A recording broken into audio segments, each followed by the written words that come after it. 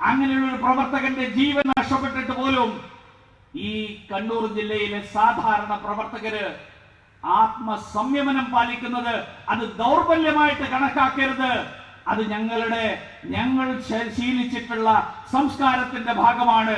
ഞങ്ങളിൽ അടിയുറച്ചിട്ടുള്ള ജനാധിപത്യപരമായിട്ടുള്ള പ്രവർത്തനത്തിന്റെ ഭാഗമാണ്.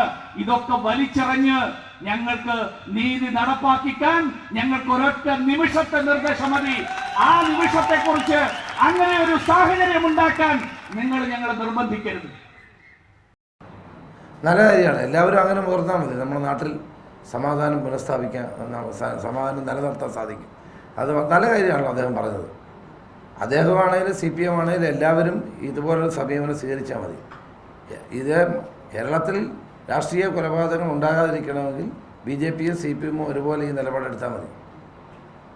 ഒരു പ്രശ്നമുണ്ടാകും. വേറെ ഒരു പാർട്ടിക്കാരും ഇത്തരം പ്രവർത്തനങ്ങളിൽ ഏർപ്പെടുന്നില്ലല്ലോ.